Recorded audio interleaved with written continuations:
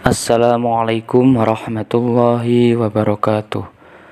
Anak-anak kelas 8 yang solih dan solihah di mana saja kalian berada, bagaimana kabarnya hari ini? Semoga anak-anak dalam keadaan sehat walafiat dan bisa mengikuti pembelajaran hari ini dengan lancar dan penuh semangat. Pada pertemuan kali ini kita akan membahas materi pendidikan agama Islam dan budi pekerti kelas 8 SMP semester genap tentang bab ke-10, yaitu berbaik sangka, atau dalam bahasa agama dinamakan husnudzon. Namun sebelum itu mari kita awali dengan membaca basmalah bersama-sama. Bismillahirrahmanirrahim.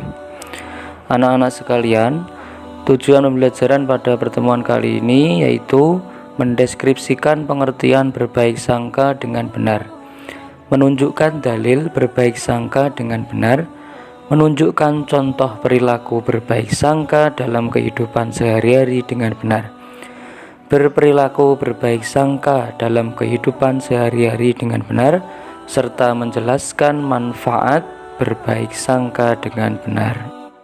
Perlu kalian ketahui bahwa berbaik sangka atau husnudzon adalah perilaku terpuji yang harus dimiliki seorang muslim.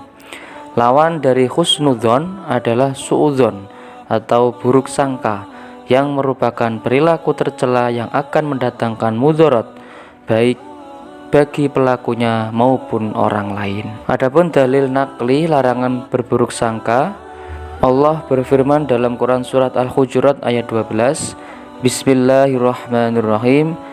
Ya ayyuhalladzina amanu ijtanibu katsiran minadh-dhonn inna ba'dadh-dhonni itsmun wa la tajassasu wa la yaghtab ba'dukum ba'dha ayuhibbu ahadukum ay ya'kula lahma akhihi maitan fakarihtumuh wattaqullaha innallaha tawwabur rahim.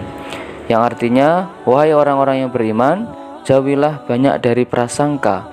Sesungguhnya sebagian prasangka itu adalah dosa, dan janganlah kamu mencari-cari kesalahan orang lain, dan janganlah ada di antara kamu yang menggunjing sebagian yang lain. Apakah ada di antara kamu yang suka memakan daging saudaranya yang sudah mati? Tentu kamu merasa jijik, dan bertakwalah kepada Allah. Sesungguhnya Allah Maha Penerima Tobat dan Maha Penyayang.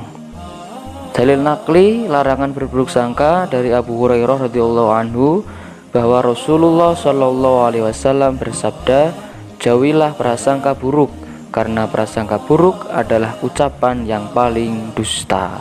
Hadis riwayat Bukhari. Anak-anak sekalian, marilah kita membiasakan diri kita untuk berbaik sangka dalam kehidupan sehari-hari. Apa saja bentuk berbaik sangka itu? Berbaik sangka ada 3 macam. 1. Berbaik sangka kepada Allah Subhanahu wa ta'ala. Orang yang berbaik sangka kepada Allah akan senantiasa bersyukur atas semua kenikmatan darinya dan bersabar atas semua cobaan. Mengapa kita harus bersyukur kepada Allah? Allah Subhanahu wa ta'ala telah memberikan karunia dan kenikmatan yang tidak ternilai harganya kepada manusia. Maka sudah seharusnya manusia bersyukur kepada Allah. Lalu mengapa kita harus bersabar atas semua cobaan dari Allah?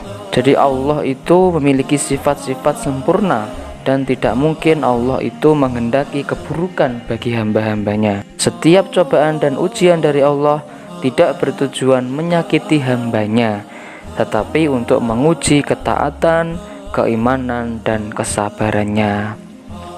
Kedua, berbaik sangka kepada diri sendiri. Jika kalian pernah mengalami kesulitan hidup, kira-kira bagaimana cara kalian menyikapinya? Seseorang yang berbaik sangka kepada diri sendiri pasti akan memiliki sikap percaya diri, optimis, dan bekerja keras. Sebaliknya, seseorang yang berburuk sangka kepada diri sendiri, ia akan merasa pesimis, tidak percaya diri, dan malas berusaha. Jadi kalau kita mengalami kesulitan hidup, maka kita harus berbaik sangka pada diri kita bahwa kita mampu menyelesaikan masalah itu dengan sikap percaya diri, optimis, dan kerja keras. 3. Berbaik sangka kepada orang lain. Sebagai makhluk sosial, manusia selalu membutuhkan orang lain. Orang lain di sekitar kita harus diperlakukan secara baik, santun, saling menyayangi, dan menghormati. Berprasangka baik kepada orang lain akan menumbuhkan keharmonisan dalam kehidupan masyarakat. Sikap buruk sangka hanya akan memicu perpecahan dan konflik. Banyak pertikaian dan kerusuhan terjadi karena sikap buruk sangka. Jika ada isu-isu negatif, hendaknya diklarifikasi atau tabayyun terlebih dahulu agar kita tidak terjerumus kepada sikap curiga dan buruk sangka. Oleh karena itu, mari kita tumbuhkan prasangka baik kepada keluarga, teman, tetangga, dan sesama manusia agar hidup kita bahagia dunia sampai akhirat. Allahumma amin. Selanjutnya, manfaat dari berbaik sangka. Jika seseorang itu membiasakan diri berbaik sangka, pasti akan memperoleh manfaat sebagai berikut. 1. Hidup menjadi tenang dan optimis. Jika seseorang yang berbaik sangka kepada Allah akan senantiasa bersyukur apabila mendapatkan kenikmatan dan bersabar apabila mendapatkan ujian serta cobaan. Hal ini akan menjadikannya hidupnya itu tenang dan penuh optimis. Kedua, yakin bahwa terdapat hikmah di balik segala penderitaan dan kegagalan. Ketiga, membentuk pribadi yang tangguh. Keempat, menjadikan seseorang teguh pendirian sebab tidak mudah menerima pengaruh buruk dari orang lain. 5. Menjadikan seseorang itu kreatif.